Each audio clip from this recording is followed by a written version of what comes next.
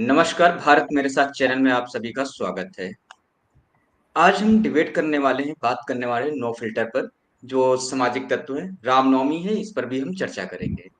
हमारे साथ हमारे ही चैनल के जो प्रोड्यूसर हैं, एज एंकर सुरभि सप्रू जी, वो साथ में हमारे जुड़ेंगे।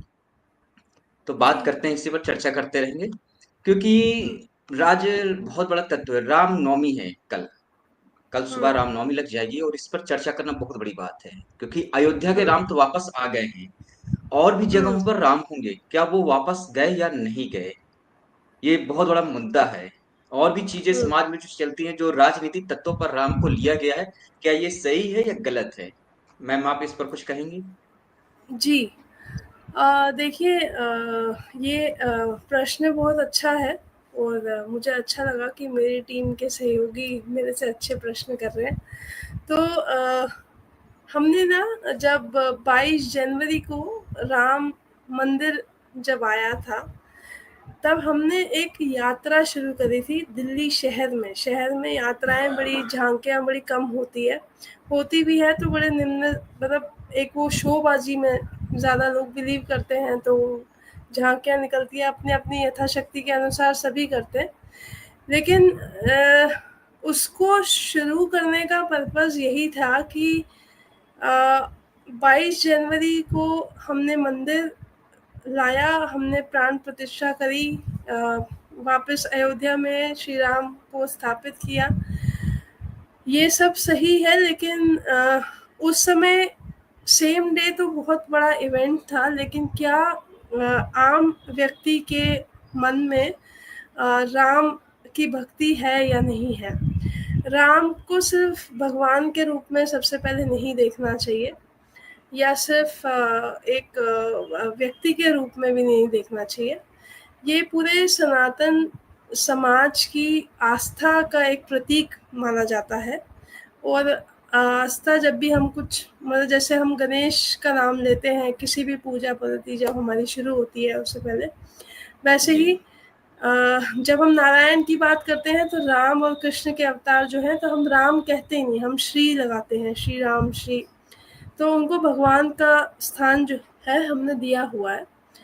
अब राजनीति में धर्म और धर्म में राजनीति तो हमेशा से होती ही आ रही है, वो सही है। लेकिन मुझे नहीं लगता केवल केवल मंदिर बना के हम राम के कर्तव्यों को या राम की उस आस्था को आगे लेके जा सकते हैं। मंदिर पहला कदम कह सकते हैं कि हाँ, मंदिर पहला कदम है, पहला कदम लिया गया है, लेकिन जो आम जनता है, आम पब्लिक है, वो राम की भक्ति में राम को क्या देती है और राम से क्या लेती है, वो ज़्यादा इम्पोर्टेंट फैक्टर है। यहाँ पर राम हम जैसा मैंने, जी। यहाँ पर एक हम सवाल करेंगे। आपने बहुत हुँ, अच्छी बात कही कि मंदिर से नहीं, लेकिन राजनीतिक तत्व पर दो नारे चलते हैं, एक एक नारा चलता है। क्योंकि आप हुँ, जब उत्तर प्रदेश बिहार की तरफ मुड़ेंगे, तो सबसे पहले जो हमारे पुराने लोग थे, वो लोग जय सिया राम ऐसे बोलते थे, मतलब बड़े प्यार हुँ, से, सीताराम जय सिया राम इस तरीके से। लेकिन हुँ, आज जो सबसे ज्यादा नारा देते हैं, जय घोष करते हैं, जय श्री राम का, जो ये हुँ, वीर रस से हुँ, भरा होता है। इसका हुँ। क्या मतलब है? ये क्यों इतना क्यों प्रवाहित किया जाता है लोगों के अंदर, इतना प्रेशर? जय श्री राम का नारा, जय सिया राम भी तो अभी तक तो जय सिया राम ही चलता था। जय सिया राम जय श्री राम में क्यों बदल दिया गया? हुँ।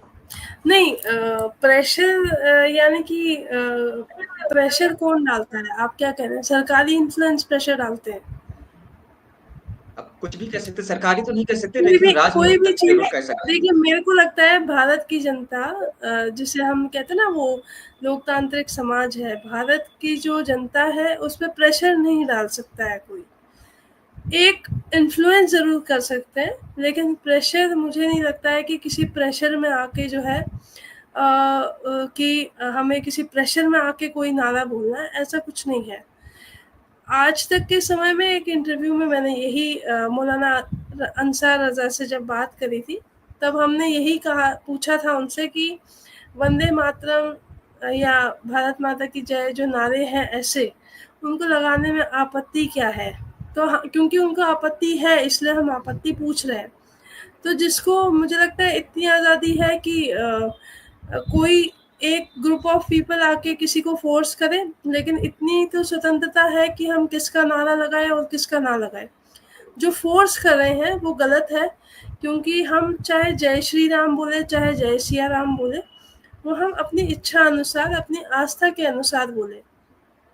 दूसरी चीज़ ये है कि समस्या पुरुष प्रधान समाज की तो है ही है।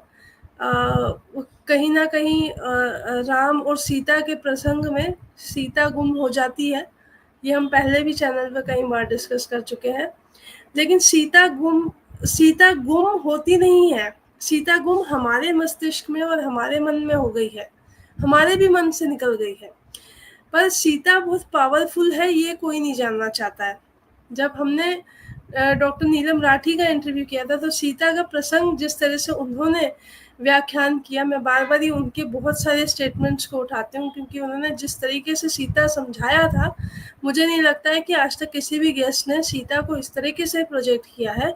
और वो प्रोजेक्ट नहीं किया है, सीता राम से ज़्यादा ताकतवर थी, तो सिया राम बोलने में कोई गलत नहीं है। पहला एपिसोड अगर भारत मेरे साथ का आप देखेंगे तो उसमें 4 संत थे, उसमें से 2 निर्गुण थे और 2 सगुण थे। तो मैंने भी यही सवाल किया कि हम हमेशा राम कहते हैं लेकिन सिया राम नहीं कहते। तो उन्होंने यही कहा कि ऐसा हो ही नहीं सकता है कि राम सीता के बिना हो। लेकिन इग्नोरेंस कहाँ पे है? मनुष्य के अंदर है, हमारे अंदर है, हमारे समाज के अंदर है। लेकिन ऐसा नहीं है कि भारत में सीता के मंदिर नहीं है या भारत में सीता की पूजा नहीं होती। विचारों में सीता का आना बहुत ही आवश्यक है।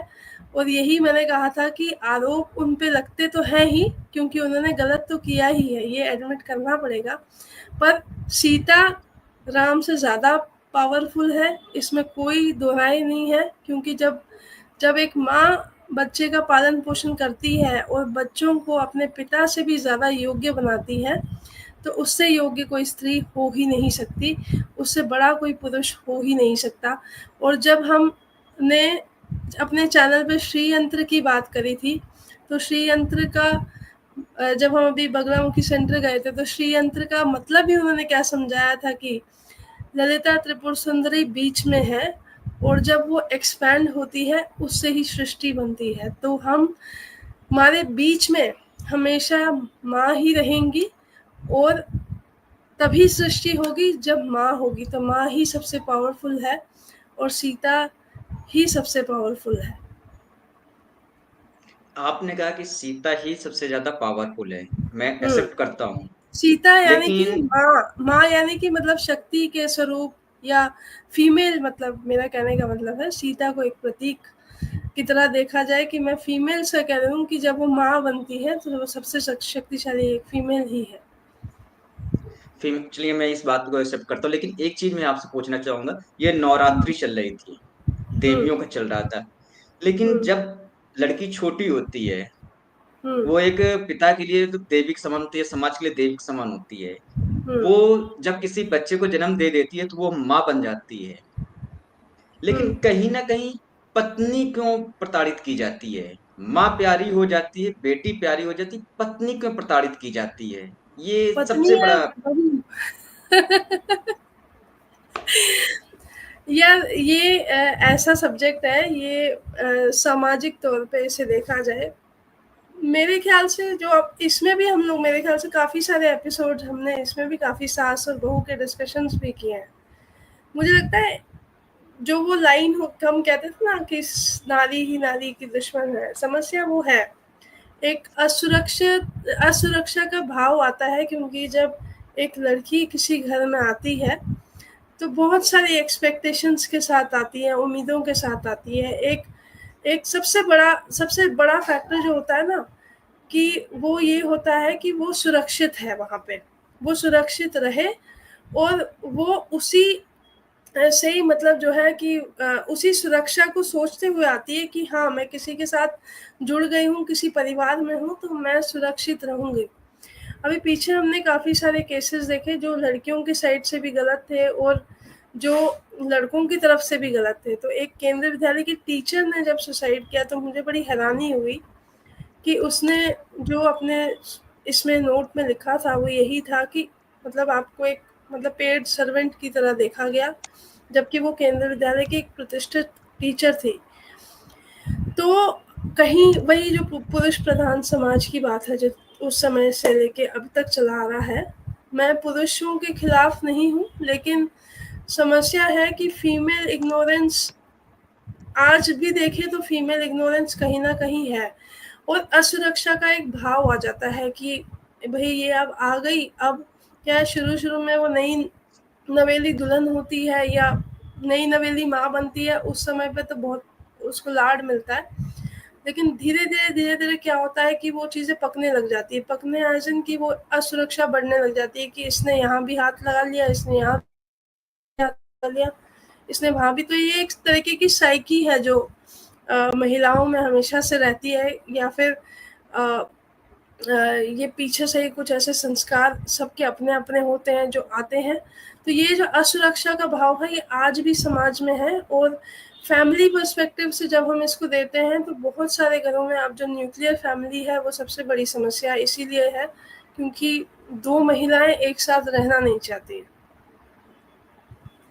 नहीं, क्योंकि सबसे बड़ा टॉपिक ये है, चाहे हम्म। सतयुग हो, द्वापर हो, त्रेता हो, कलयुग हो, हम्म। पुरुष हर जगह जाता है तो हम्म। वो सम्मानित किया जाता है, लेकिन वहीं हम्म। पर स्त्री कहीं जाती है, वो हम्म। वापस भी अपने घर लौट कर आती है, तो उसको बदनाम क्यों कर दिया जाता है? ये समाज का क्या तत्व हो सकता है? आप स्त्री हैं, इसको बहुत अच्छे से समझा सकती हैं। क्योंकि स्त्री ही क्यों, वो भी मतलब बेटी गई है तो लोग कहते थे बेटियां गई हम हैं उनके घर में। हमारे समाज में पहले के समय में स्त्रियां हाउसवाइफ होती थी, घर में होती थी, पुरुष बाहर जाके कमाते थे। ये समाज का पैटर्न बन गया था कि स्त्रियां घर में रहेंगी, किचन में रहेंगी, रसोई संभालेंगी और सब कुछ घर का मैनेजमेंट देखेंगी, और पुरुष जो है वो फैसला लेंगे और वो घर चलाएंगे, यानी कि कमा के आएंगे और फैसला लेंगे। अब समस्या यहाँ आने लग गई है कि आज की जो बहुएं हैं या बेटियां हैं या माएँ जो है वो वर्किंग है मोस्टली, और एक जनरेशन गैप है क्योंकि आपकी सास ज़रूरी नहीं है कि वो नौकरी करती थी कहीं पे या फिर वो वर्किंग रही है, वो हाउसवाइफ रही होगी।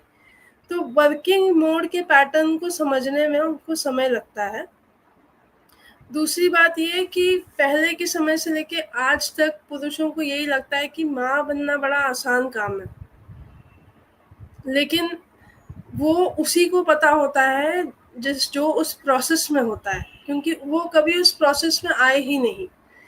तो वो जब आए ही नहीं तो वो प्रोसेस का एक हिस्सा ज़रूर होते हैं, लेकिन जो शारीरिक कष्ट से जो महिला गुजरती है, लेकिन विडंबना यही है, दुख इस बात का है कि महिला गुजरती तो है लेकिन वो महिला को समझने की ज़रूरत है। घर की जो बड़ी महिलाएं हैं उनको समझने की ज़रूरत है कि वो आज की लड़कियां वर्किंग है, पढ़ी लिखी हैं, वो बाहर घूमती हैं, जाती हैं, 4 लोगों से भी उनको मिलना ज़रूरी है। नेट अगर वो प्रोफ़ेशन में है तो उनकी नेटवर्किंग ज़रूरी है।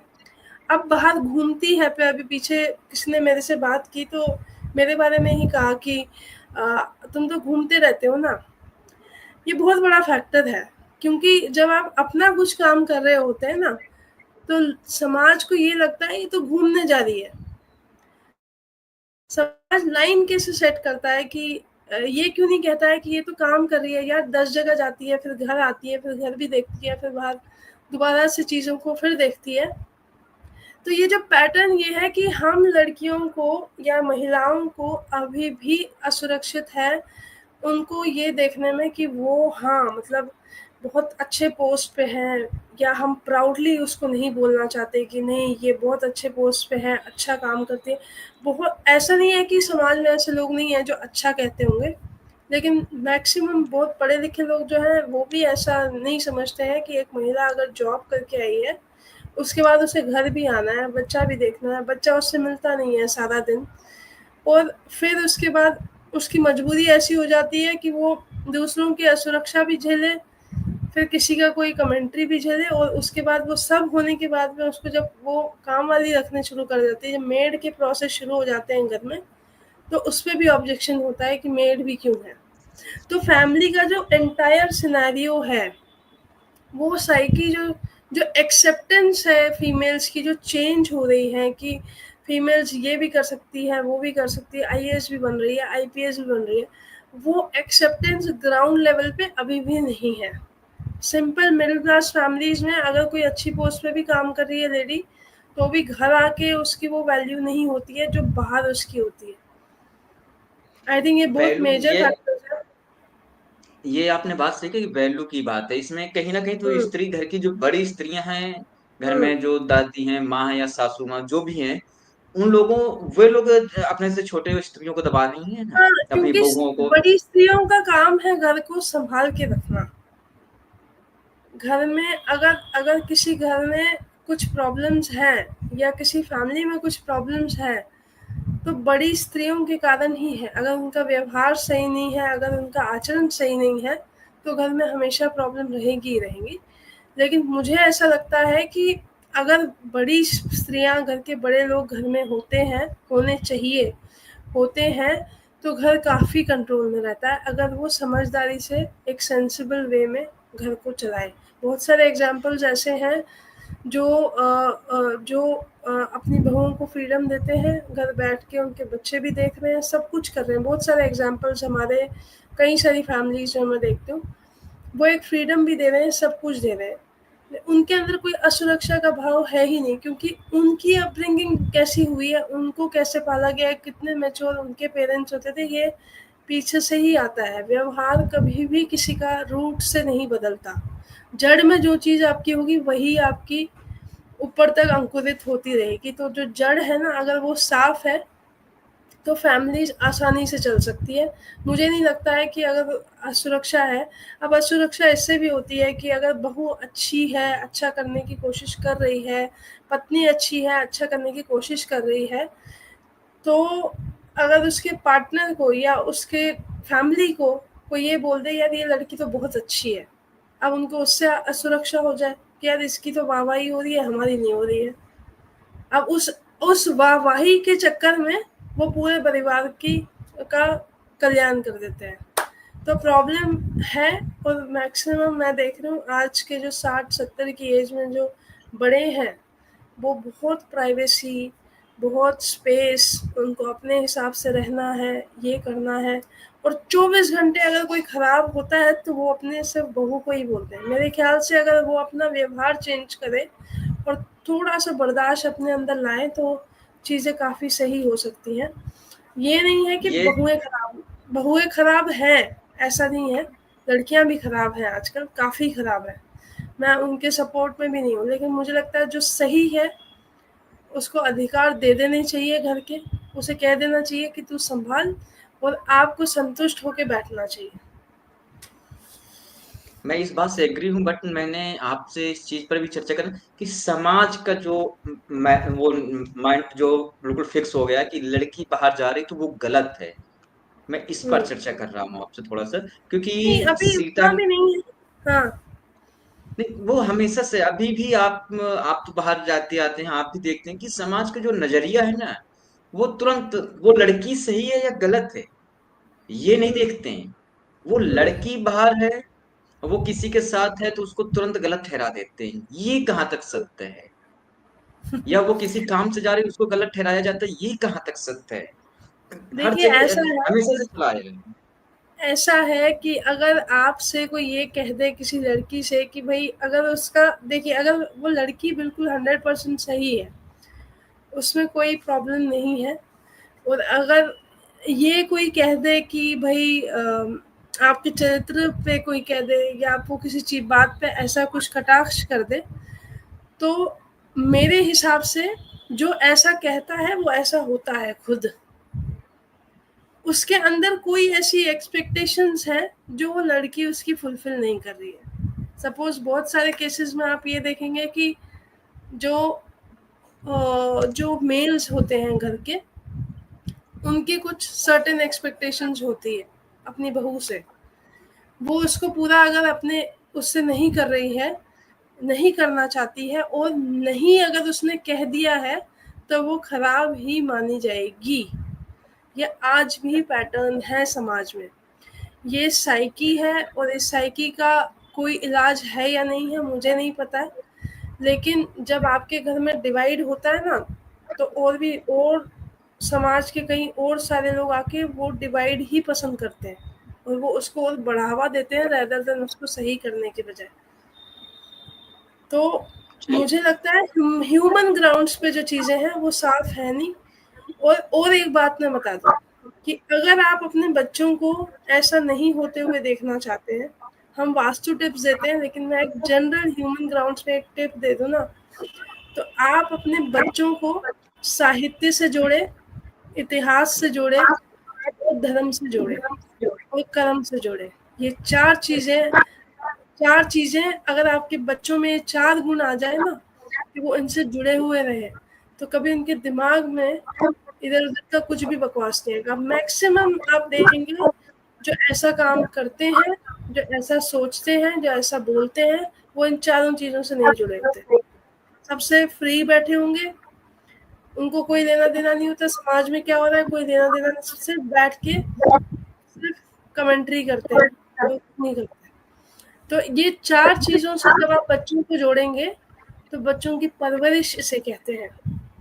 उनके जब परवरिश में संस्कार होंगे ना इन 4 चीज़ों से, तो कोई कुछ भी नहीं कर सकता। यहाँ पर मैं आपको रोकना चाहूँगा। यहाँ मैं आपसे जी, ये कहना चाहूँगा कि बेटियों को अकेले शिक्षित करना या बेटों को भी? बच्चों में दोनों चीज़ें आती दोनों हैं। को मैंने बच्चे बोला है ना, तो दोनों जी। को बराबर शिक्षित करना चाहिए और हर चीज़ में शिक्षित करना चाहिए। महिलाओं से महिलाओं के शारीरिक व्यवस्था से तो ज़रूर कर देना चाहिए। व्यवस्था एज़ इन कि महिलाओं के शारीरिक स्थितियाँ जैसे-जैसे उम्र के साथ बदलती हैं, लड़कों को बिल्कुल अवेयर कर देना चाहिए और बता देना चाहिए कि ये सिचुएशन अगर उसके घर में बहन है, बेटी है, तो उस सिचुएशन में अगर महिलाएँ हैं, अस्वस्थ हैं, तो लड़कों से, भाइयों से, देवर से, जेठ से सेवा करवानी चाहिए। जब वो सेवा के भाव में आएँगे ना, तब पता चलेगा। आपके घर में कोई अगर महिला गर्भावस्था में है, तो उनके देवर हो, जेठ हो, उनके लिए खाने को कुछ ला सकते हैं, पीने के लिए कुछ ला सकते हैं।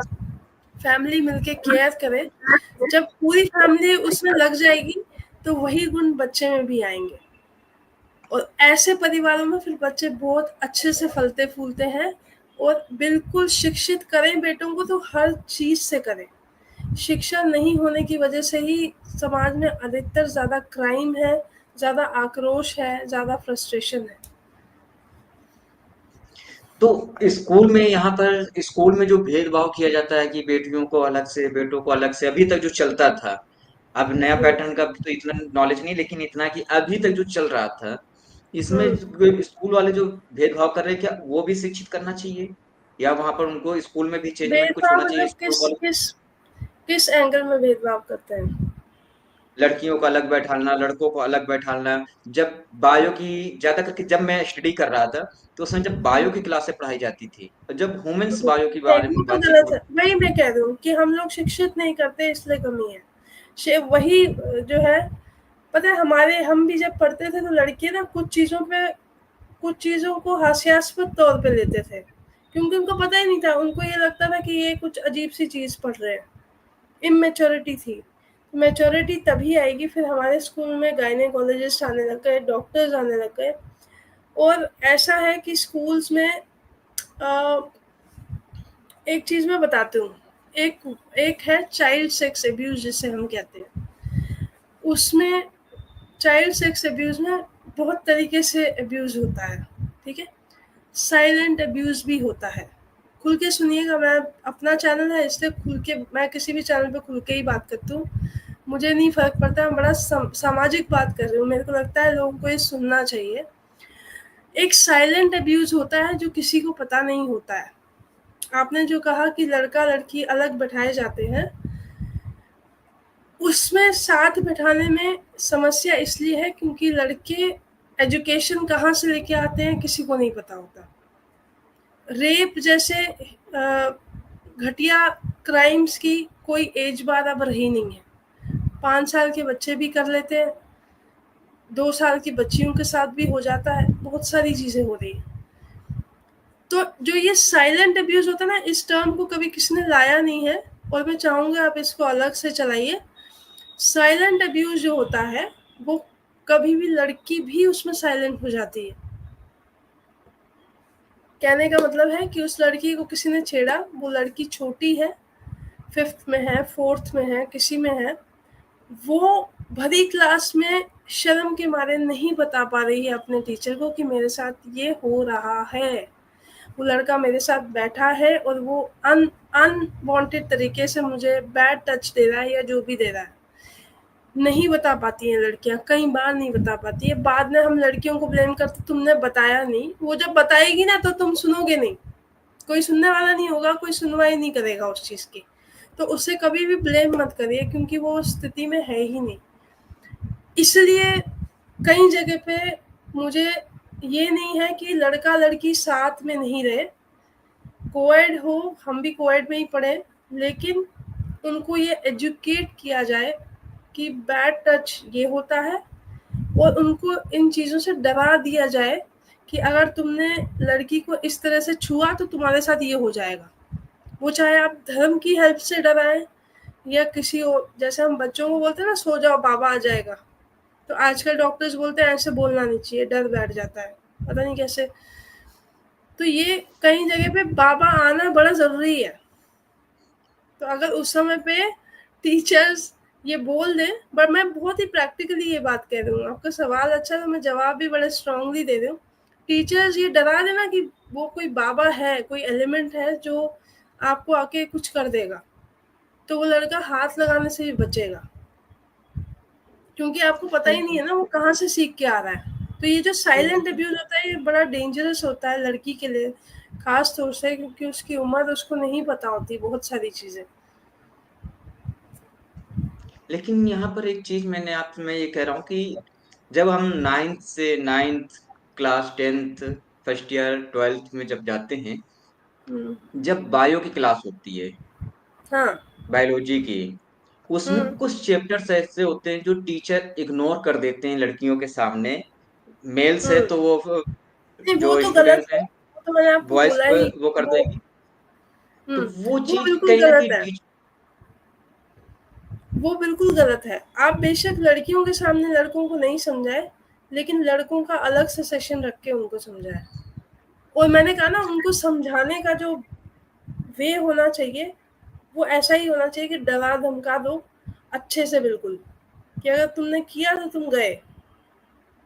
इनफैक्ट उनको बोल दो, उल्टा कर दो कि कि प्रेगनेंसी उधर आ जाएगी, इधर नहीं।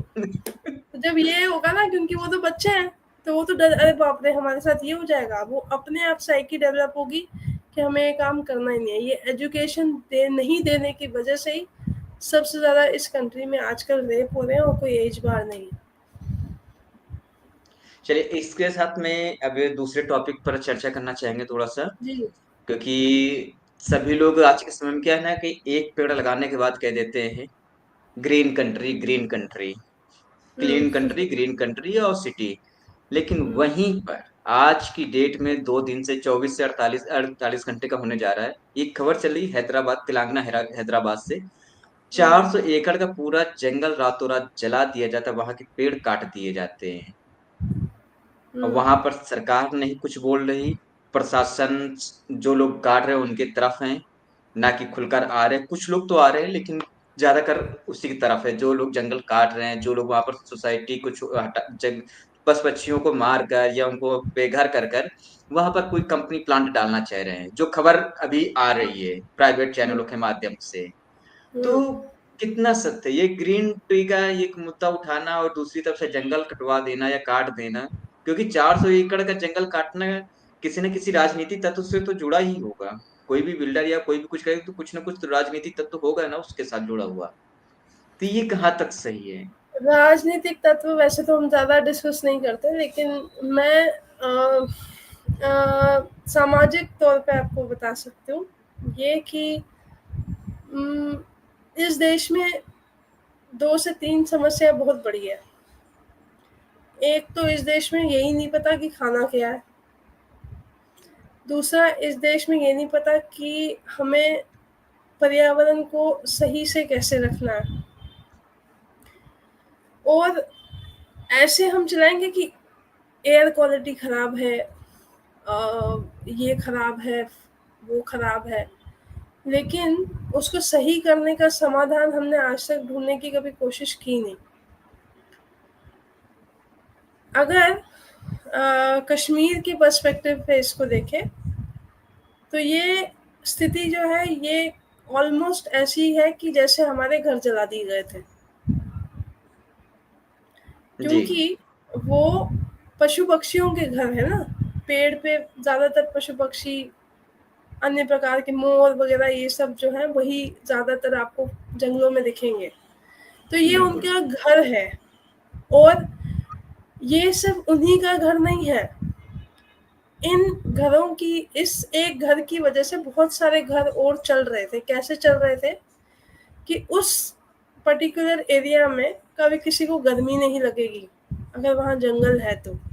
आप 45 डिग्री दिल्ली में है, आप किसी जंगल के पास चले जाइए जहाँ ग्रीनरी बहुत ज़्यादा है, आपको वहाँ पे कभी भी गर्मी नहीं लगेगी। आपने अपने खर्चे बढ़ा दिए ये करके, आपको और ज़्यादा एसी लगाने की ज़रूरत है, फिर उसको मेंटेनेंस के खर्चे देने हैं। आपने ये जो ये जो एक मतलब एक आदत हो गई है कि ना, मतलब पेड़ कुछ होते ही नहीं हैं, पौधे कुछ होते ही नहीं हैं, काट लो, ख़त्म करो, ऐसा हम लोग भी देखते थे। तो कोशिश करते थे, इवेंट्स में ऐसा अक्सर होता है, जब बड़े बिग फैट इंडियन वेडिंग्स होती है, उसमें भी अक्सर ऐसा होता है कि एक टेम्परेरी पंडाल लगाने के लिए पौधे का परमानेंट पेड़ काट दिए जाते हैं। और प्रशासन, सरकार कुछ बोले या ना बोले, हमारे यहाँ तो होता है तो हम तो फॉरेस्ट डिपार्टमेंट को फटाफट से बता देते हैं कि ऐसी प्रॉब्लम है। अब अगर वहाँ पे कोई कुछ नहीं बोल रहा है, जैसे कश्मीर में भी जब ये हुआ था तब भी किसी ने कुछ नहीं बोला था, ना सरकार ने कुछ बोला, ना एडमिनिस्ट्रेशन ने कुछ बोला, सबने हादसा होने दिया। वैसा ही हादसा जो है वो यहाँ भी हो गया। क्योंकि मनुष्य सबसे की बड़ी बात संवेदनशीलता फिर उन्हीं 4 चीज़ों से ही आएगी, मैं फिर जोड़ूँगी। वो 4 चीज़ें अगर आपको याद हो जो मैंने कही है, इतिहास, साहित्य, धर्म और कर्म। हम जब तक अपनी अपब्रिंगिंग में उन चीज़ों को अपनी जड़ों में नहीं लेके आएँगे, तो हम किसी के भी दुश्मन बन सकते हैं। पैसा, इंडस्ट्रीज़, कमर्शियलाइज़ेशन, हर चीज़ का करना, हर चीज़ में कमर्शियलाइज़ेशन है। तो ये प्रॉब्लम है और ये प्रॉब्लम रहेगी तब तक जब तक ये 4 चीज़ें मनुष्य के अंदर आएँगे ही नहीं। तो वो संवेदनशीलता जो है वो समाज में लगभग-लगभग 80% जा चुकी है और जितनी 20% बची है, वो बची-कुची भी खत्म ही हो जाएगी। और जो इंसान बनने की कोशिश करेगा उसे वैसे ही निचोड़ दिया जाता है कि तू अब साइड में ही बैठ जा।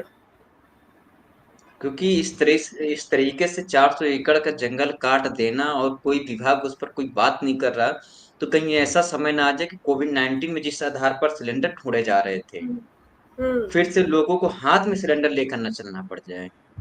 वही होगा और कुछ हो नहीं सकता। क्योंकि प्रकृति बहुत ताकतवर है, बहुत शक्तिशाली है। आपको अंदाज़ा भी नहीं है। ये ऐसे ही है कि जब हम बैठते हैं ना वो दिया लेके, लेकिन हमारे अंदर तो दिया जल ही नहीं रहा है। हम बस दिखाने के लिए दिया जला रहे हैं कि जी भगवान के सामने दिया जला लो, आज मेरी ये इच्छा पूरी कर दे, आज मेरी फलानी इच्छा पूरी कर दो। हम यही करते रहते हैं। हम उसको उस मूरत में ईश्वर देखने के लिए तैयार ही नहीं है। प्रॉब्लम वहीं आ रही है। संवेदनशीलता किसी चीज़ को लेके है ही नहीं, ना भक्ति है, ना शक्ति है। और शक्ति भी अजीब सी शक्ति है जो आप कंट्रोल ही नहीं कर पा रहे। पावर उसको दी जाए जो उस पावर को संभाल पाए, उस शक्ति उसको दी जाए जो शक्ति को संभाल पाए। समस्या फिर वही है कि हमारे पास पावर है, हम डीएम हैं, हम फलाने हैं, हम डीएफओ हैं, हम कुछ भी है, लेकिन करप्शन, पैसा का हेर-फेर और उसके अंदर हम सारे ईमानदार दब जाते हैं, जो अंग्रेज़ों के समय से हम दबते हुए आ रहे हैं। अभी भी हम कहते हैं, अंग्रेज़ बहुत अच्छे थे। जबकि अंग्रेज तुम्हारा विनाश करके चले गए। फिर हम कहते हैं कि जो पाकिस्तान है वो बड़ा अच्छा है, लेकिन वो रोज बॉर्डर पे बम फोड़ता है, उससे हमें, क्योंकि बम आपके घर में जब तक नहीं आएगा तब तक आपको समझ नहीं आएगा। दो चार पाकिस्तान के बम अंदर घुसेंगे ना, तब आपको समझ में आएगा कि नहीं भैया वो एक गलत चीज है और उससे नुकसान हो सकता है। तो हम सेल्फिश है, हम सेल्फ सेंट्रिक है। जी। अब इसी में एक टॉपिक हम साथ में करते हैं, क्योंकि अभी हम लोग एक निरीक्षण कर रहे थे और साथ में उन लोगों से बात भी कर रहे थे। दिल्ली के अंदर और भी जगहों पर हैं माँ बगलामुखी के मंदिर, हम्म। जिस पर हम लोग रिसर्च कर रहे हैं। अभी पूर्ण तरीके से जानकारी अभी तक हमारे चैनल को प्राप्त नहीं हो पाई है। हम्म। इस पर रिसर्च के दौरान आपने किन चीज़ों का आभास किया और किन चीज़ों पर आपको थोड़ा-सा ये हुआ कि नहीं, ये इन चीज़ों में और सही होना चाहिए? आपको क्या लगा? देखिए, मेरा विज़न हमेशा से ही, जब से मैंने अपना करियर शुरू किया है, यही है कि मैं कुछ अलग और कुछ हट के करूँ, पहली चीज़। नवरात्रे में हम हमेशा ज़्यादातर देखेंगे तो 2-4 रिपोर्टर जाएँगे, वो 2-4 मंदिर दिखाएँगे और हो गया जी हो गया, नवरात्रि का कवरेज हो गया, खत्म हो गया। पर मुझे कहीं न कहीं कभी भी उसमें कोई सब्सटेंस दिखता नहीं था। हमारा काम सिर्फ़ उन चीज़ों को पब्लिश करना होता था, जो सोशल मीडिया काम जनरली होता है, बड़े चैनल्स में, कि आपके पास कंटेंट आया, कंटेंट सेलेक्ट हुआ, एडिट हुआ, उसके बाद आपने उसको डाल दिया। क्योंकि वो एक न्यूज़ का पैटर्न है, तो न्यूज़, लेकिन यहाँ न्यूज़ का पैटर्न नहीं चल रहा है। बात है कि जब चैनल लॉन्च करने का समय था, उस समय पे भी मैंने बहुत लोगों को यही कहा था कि मुझे कुछ हट के कुछ यूनिक करना है, और वही हमेशा मेरे कंटेंट के साथ होता है। तो प्रॉब्लम मुझे कहाँ दिखी कि जब मैंने अभी समिट में सवाल किया था प्रथाओं के बारे में, बलि प्रथा, सती प्रथा पे ही ज़्यादा ज़ोर दिया गया उस समय पे भी, और समझाया गया कि प्रथा धर्म का हिस्सा है कि नहीं है, ये समझाया गया था। जो गेस्ट ने जवाब दिए थे उस समय, सबने देखा होगा, या जिसने नहीं देखा है वो देख सकते हैं पुराने वीडियोज़ जाके। तो ऐसे ही जो तंत्र साइंस है, जो तंत्र का विज्ञान सनातन में है, तो काफ़ी लोग बोलते हैं कि तामसिक है, इसमें जाना नहीं चाहिए। हम उसमें जा नहीं रहे, ना हमें उसको प्रैक्टिस करना है, क्योंकि हम जर्नलिस्ट हैं, तो जर्नलिस्ट का पहला काम रिसर्च ही होता है। तो मुझे ऐसा लगा कि बगलामुखी का माँ बगलामुखी कहते हैं, माँ कहना ज़रूरी होता है, तो मैं कह रही हूँ जो हमें सिखाया गया। तो उनका जो अवतार है ना, वो बहुत स्ट्रॉन्ग और बहुत पावरफुल है। हम कभी भी वही जो बात हमने सीता की कही थी, मैं फिर वहीं आ रही हूँ कि हमने उसको हाइलाइट क्यों नहीं किया इतना ज़्यादा। सबको पता है नलखेड़ा में मंदिर है, कांगड़ा में मंदिर है, सब बोल के आ जाते हैं। लेकिन आने के बाद हम यात्री के तौर पे दूसरों को क्यों नहीं कहते कि वहाँ पे जाइए, मंदिर की आस्था अच्छी है। वहाँ पे कई सारे भक्तों ने जब कहा कि हमारे साथ हमारे जो कष्ट थे, उसका निवारण उन्होंने किया, लेकिन हम उसके लिए नहीं जाते हैं। मेरा पर्पज़ सिर्फ़ इतना है कि मेन स्ट्रीम मीडिया में जो भी इग्नोरेंस एक किसी एक टॉपिक के प्रति हमेशा से होता है। आप अगर लेफ्ट की साइड देखोगे, लेफ्टिस्ट जो हैं वो हमेशा दुर्गा पे अटैक क्यों करते हैं? क्योंकि हम इसमें सनातन में माँ का जो जो पूरा वो है, रचना जो है सृष्टि की, वो सबसे पावरफुल कही जाती। इसलिए वो हमेशा कहते हैं इसने तो महिषासुर को मारा है, ये किलर है, ये है, वो है। तो हमें महिषासुर को मारना इज़ नॉट माता, वही काम नहीं किया। वो सिर्फ़ उसको हाइलाइट इसलिए करना चाहते हैं क्योंकि वो एक पर्टिकुलर चीज़ के खिलाफ है, सबका ओपिनियन होता है, हमें रिस्पेक्ट करना चाहिए। लेकिन बगलामुखी माँ का अवतार बहुत ही पावरफुल है, हम अपने बच्चों को ये क्यों नहीं बताएँ? मुझे कई सारे लोगों ने बोला कि आप ज़्यादा तंत्र में नहीं जाइए, उसमें नहीं जाइए, हम नहीं जाना चाहते हैं। लेकिन तंत्र विज्ञान पढ़ने में तो कोई आपत्ति नहीं है। गुप्त विज्ञान है, हम किसी को दिखा भी नहीं रहे इसीलिए, क्योंकि हमें ये कहा गया कि इसमें आप पढ़िए नहीं, आप इसमें देखिए नहीं। लेकिन मैंने कुंभ के दौरान में अघोरियों पे भी बहुत सारी चीज़ें पढ़ी।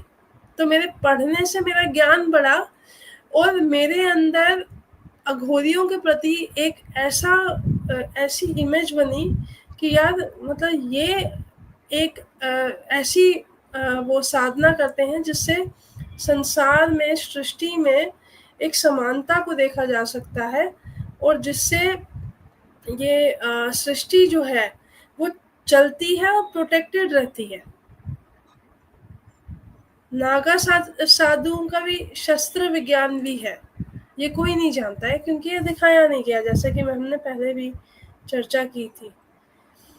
तो फिर वही समस्या है कि हम रिसर्च से इतना डर जाते हैं ना कि हम सनातन का रिसर्च करेंगे, हम तंत्र विज्ञान पढ़ेंगे तो हम उसमें कहीं प्रैक्टिस करने ना लगे। हर कोई मुझे ये कह रहा है आप प्रैक्टिस करने ना, अरे प्रैक्टिस हमें नहीं करना है क्योंकि उन्होंने इतने वर्षों में पत्रकारिता ऐसी देखी ही नहीं, इसलिए उनको डर लगता है कि ऐसा पत्रकार समाज में आ गया तो हम कैसे उसको बोले कि तुम जाओ और करो, हमें तो ये सुनने में ही नहीं आ रहा है।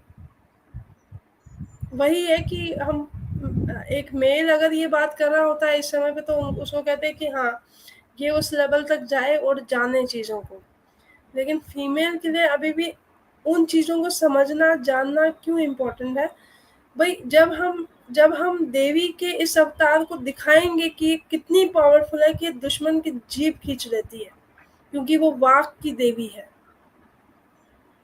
वो वाक की देवी है कि अगर आपने उसके साथ कुछ गलत किया तो वो आपका वाक बिगाड़ देगी। तो उसकी महत्व को, उसके अवतार को ही, केवल उसके मंदिरों को ही हम क्यों ना दिखाएं। ये अंग्रेजों के समय के पहले के मंदिर है जो हमें दिखाने चाहिए और हमारा चैनल इसी पे ही हमेशा आधारित है कि हम एक रिसर्च बेस्ड कंटेंट करते हैं, इसलिए हमें सब्सक्राइबर, ऑडियंस, व्यूअर्स से फ़र्क तो पड़ता है, लेकिन वो हमेशा सेकेंडरी है। कंटेंट को डॉक्यूमेंट करना फर्स्ट प्रायोरिटी है। जी, तो इसी के साथ हम अपने अध्याय को समाप्त करते हैं। आगे फिर सभी लोगों से मिलेंगे। हाँ, अब देखते इसमें मैं रहिए एक और भारत में। चीज़ ऐड करूँगी, रुकिएगा। जी। ये कि हम लोग बहुत जल्द एक एपिसोड लेके आ रहे हैं जो कि हमने संगीत नाटक एकेडमी में शूट किया है, और एपिसोड में हम लोग जो चर्चा कर रहे हैं वो है नाट्य शास्त्र। अब आज के थिएटर में और नाट्य शास्त्र के समय में जो रंगमंच हुआ करते थे उसका क्या आधार होता था और उसका क्या महत्व होता था, वो हम जो है सुमन सर के साथ हमने बात करी है और संगीत नाटक एकेडमी में ही हमने रिकॉर्ड किया है। तो ये समिट से लेके बहुत पहले से लेके अभी तक उसमें कई सारे प्रसंग हैं जो हमें पढ़ने चाहिए। और अगर मनीष आप इस पर कुछ सवाल पूछना चाहते हैं कि हम तो पूछ सकते हैं, नहीं तो आप एंड कर सकते हैं। नहीं, ये टॉपिक बहुत अच्छा है कि नाट्य शास्त्र पर चर्चा करना, लेकिन हमारा जो एपिसोड आ रहा है वो फ्राइडे को आएगा और हाँ। इन लोगों को देखने पहले देखने दीजिएगा, क्योंकि आज का समय जो है हमारा चर्चा का समय जो विषय था हम लोगों ने किया, आगे हम हम्म। समय दे रहे हैं कि फ्राइडे के बाद लेकिन हमें नेक्स्ट आपको बताना ज़रूरी है कि हम लोग इस पे एपिसोड लेके आने वाले हैं, तो एक जिज्ञासा जगाएँगे तभी तो लोग देखेंगे। तो लोगों से कहिए कि देखो, देखो, देखो ये था भारत के रंगमंच, ऐसे होते थे, ऐसे ड्रामा होते थे और ऐसे ही होने चाहिए। ये सबसे ज़्यादा ज़रूरी है। इसलिए हम लोग हमेशा, जैसे हम म्यूज़िक टेल्स करते हैं तो हम इंस्ट्रूमेंट्स, जो भारतीय इंस्ट्रूमेंट भारत के हैं, sitar, flute, tabla, classical instruments हैं, उसी पे ही हम चर्चा करते हैं। इस बात को हमें समझना चाहिए कि कभी भी अगर आप हमारा चैनल देखते हैं तो हमारे सब्सक्राइबर को मत देखिए, हमारे व्यूज़ को मत देखिए, क्योंकि हम जो काम कर रहे हैं उसमें सब्सक्राइबर और व्यूज़ जो होते हैं उसकी एक ऑडियंस होती है और वही ऑडियंस उस चीज़ को देखती है। अगर हमारे किसी वीडियो पे 26,000 व्यूज़ आते हैं तो वही 26,000 डेडिकेटेड ऑडियंस है हमारी, वही हमारे शोज़ को देखती है। और ये एक ऐसा यूट्यूब है जो, कितनी सीरीज़ हम चला रहे हैं, ऑलमोस्ट मेरे ख्याल से 10। जी। जो 10 के करीब सीरीज़ चला रहे हैं हम लोग, और सारी सीरीज़ के सारे एपिसोड बहुत रिसर्च करके और रिसर्च बेस्ड होते हैं। तो आपको यूनिवर्सिटी में अगर पीएचडी भी करनी होगी तो भारत मेरे साथ देख लीजिएगा, उसमें कई सारी चीज़ें आपको ऐसी पता चलेगी जिस पे आप रिसर्च कर सकते हैं, आपको टॉपिक्स मिलेंगे। तो ये जो है, ये पूरा इस चैनल का जो है, पूरा जो फॉर्मेट है वो कंटेंट बेस्ड ही चलता है, और कंटेंट को ही सबसे ज़्यादा महत्व दिया जाता है, बाकी सब चीज़ें अपने आप होती रहती हैं। जी। तो अब रंगमंच के और फ़िल्मी दुनिया के लोग जो हैं, वो नाट्य शास्त्र के विषय में जानना चाहते हैं और समझना चाहते हैं, तो आगे आने वाले एपिसोड को ज़रूर देखें। हम बहुत जल्द अपडेट आपको देते रहेंगे। वैसे हमारा समय बंधा हुआ है कि हम फ्राइडे 8 पर लेकर आते हैं, तो हमेशा आप आते लोग हैं, इसका हाँ। इंतज़ार ज़रूर कीजिएगा। तो देखते रहिए बिल्कुल। भारत मेरे साथ। आप सभी को बहुत-बहुत धन्यवाद। धन्यवाद जी।